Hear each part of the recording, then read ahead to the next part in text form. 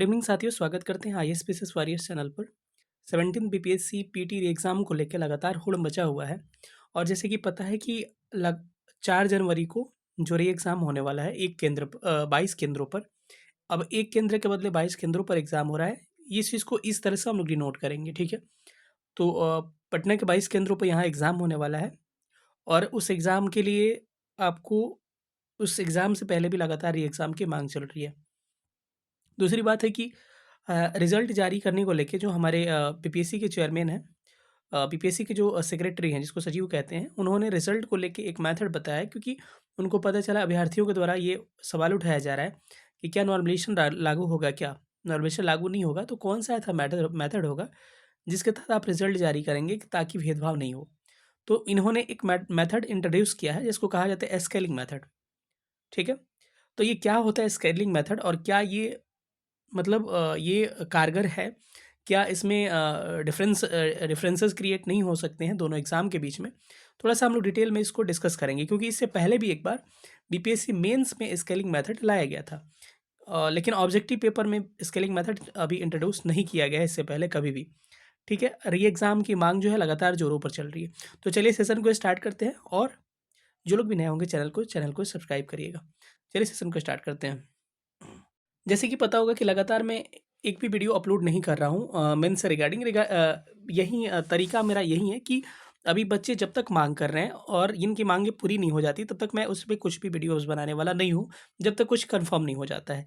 इसलिए लगातार 2-3 दिन से, क्योंकि व्यूज़ मेरे लिए मायने नहीं रखता है, जो चीज़ें होती है स्टूडेंट के हित में, क्योंकि मैं खुद एक स्टूडेंट हूँ और एक तरह से फैकल्टी हूँ, तो मेरा तो और दायित्व तो बन जाता है कि मेंस वगैरह का बैच मैं अभी इंट्रोड्यूस नहीं करूँगा, ठीक है? जैसे ही चीज़ें होंगी और जिस हिसाब से होंगी उस हिसाब से हम लोग इस पे काम करेंगे और लगातार हम लोग री एग्ज़ाम की माँग पर जोर दे रहे हैं, ठीक है? तो लगातार 2-3 दिन से इसीलिए वीडियोज़ मेरे नहीं आ रहे थे। तो अब हम बात करते हैं कि एक मेथड उनसे कहा कि कौन-सा मेथड यूज़ करिएगा रिज़ल्ट के लिए, उन्होंने एक मेथड इंट्रोड्यूस किया, स्केलिंग मेथड।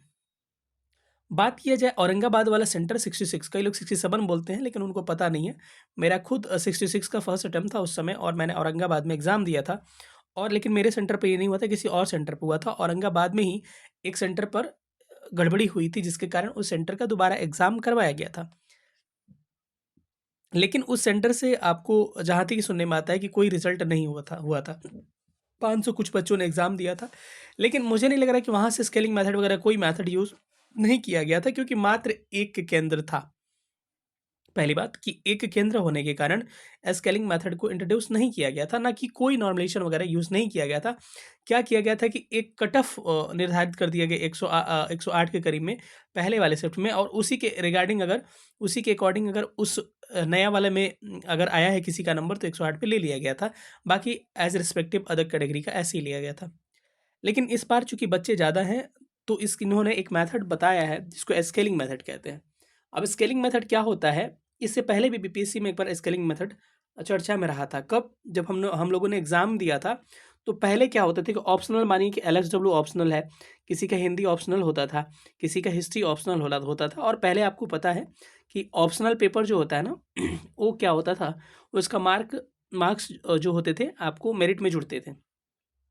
तो कभी-कभी क्या हुआ था, जैसे मेरा 66 वाले में मैंने पहली बार ऑप्शनल दिया था 66 से, और उस समय मेरा पहले ही अटेम्प्ट में 172 नंबर मेरा ऑप्शनल में था। मैं अपना ही उदाहरण देके बता रहा हूँ। और मेरा इससे बेहतर मेरा पेपर गया था 67 में, और मेरा ऑप्शनल में कितना आया? मात्र 137 आया।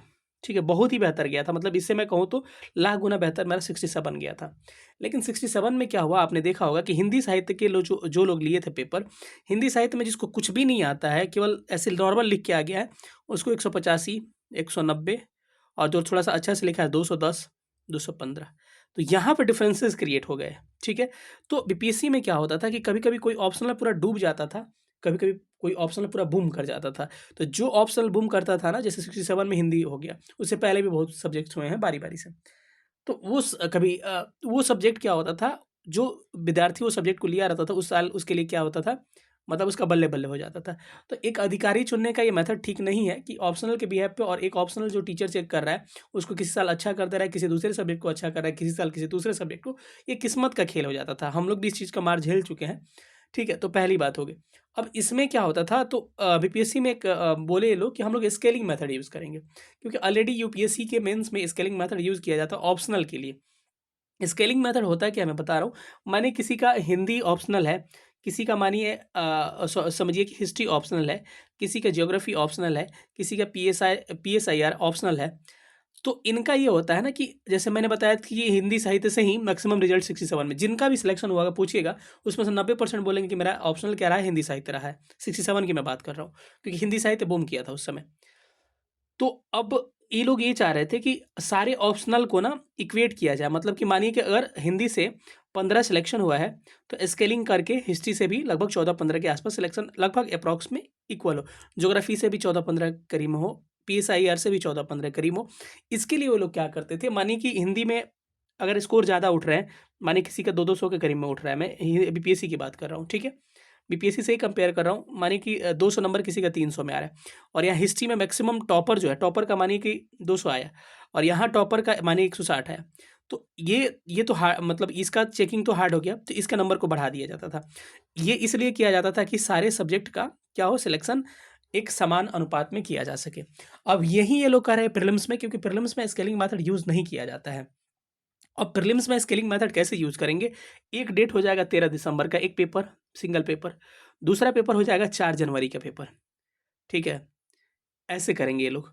अब इसमें क्या किया जाएगा कि इनको एक माना जाएगा और इनको एक माना जाएगा, और इनका पेपर का इनके पेपर से कंपेयर किया जाएगा, और जितने रेशियो में, मतलब मानिए कुछ परसेंटेज मान के चलते हैं कि मानिए 4 लाख अगर 3,25,000 बैठे थे, तो मानिए 3 लाख के करीब में यहाँ बैठे थे, और 18,000 के करीब में अगर यहाँ बैठते हैं, या 3,25,000, हाँ सब जोड़ के था ना, 3 लाख के करीब में यहाँ स्टूडेंट बैठे थे, और 18,000 के करीब में यहाँ अगर मतलब कि इस सेंटर पे थे, तो ये क्या करेंगे, इसका प्रतिशत निकालेंगे कुछ, कि मानिए कि अगर यहाँ से रिजल्ट हो रहा है 90, यहाँ से रिजल्ट हो रहा है अगर 20%, ठीक है, या 10% मान के चलते हैं, तो यहाँ से इनको 10% किसी भी हाल में लेना पड़ेगा, भले इस पेपर के लोगों के मार्क्स कम आएंगे, इसको बढ़ा के लेना पड़े, चाहे जैसे भी लेना पहले लेना पड़ेगा।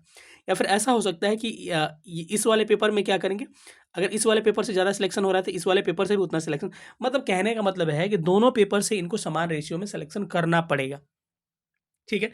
तो ये इनका मेथड है कि दोनों जो पेपर होगा 13 दिसंबर और 4 जनवरी वाले का, दोनों का समान रेशियो अनुपात में स्टूडेंट लिया जाएगा, मतलब जितना स्टूडेंट अपीयर कर रहे हैं उसी का अनुपात में सिलेक्शन होगा, वहाँ से भी जितना स्टूडेंट अपीयर कर रहे हैं उसी का अनुपात में वहाँ भी सिलेक्शन होगा, और ये कहीं ना कहीं एक तरह से नॉर्मलाइजेशन का ही अंश है, और ये मतलब समझिए कि स्टूडेंट के लिए अभिशाप भी साबित हो सकता है, ठीक है। जो सच है हम लोग उस पे बात करते हैं, काफ़ी खतरनाक मेथड हो सकता है ये। स्केलिंग में हो सकता है कि किसी का कम नंबर पे सिलेक्शन वहाँ से हो जाए, 4 वाले में, मतलब वहीं डिफरेंशिएशन भी हो जाएगा।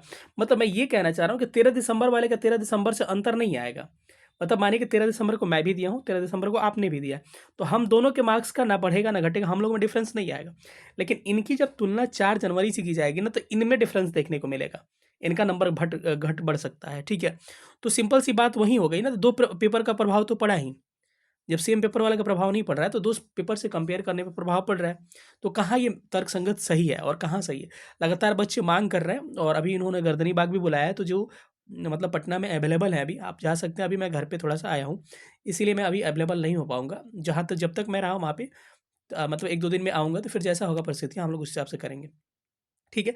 तो आप लोग जैसा भी होगा अपना प्रतिक्रिया दीजिएगा, क्या स्केलिंग मेथड सही है आपके हिसाब से, मेरे हिसाब से सभी सही नहीं है, और हम लोग इसको सपोर्ट नहीं करने वाले हैं, जैसे नॉर्मलाइजेशन को हम लोग कभी सपोर्ट नहीं किए हैं, ठीक है। तो क्या आप इसके पक्षधर हैं या नहीं है, आप प्लीज़, आपका सुझाव मैं मांग रहा हूँ कि कमेंट में प्लीज़ बताइएगा, ठीक है। कैसा लगा सेशन बताइएगा, फिर मिलेंगे अगले सेशन में, तब तक अपना ख्याल रखिएगा। सेशन में देखने के लिए बहुत बहुत धन्यवाद, थैंक यू सो मच।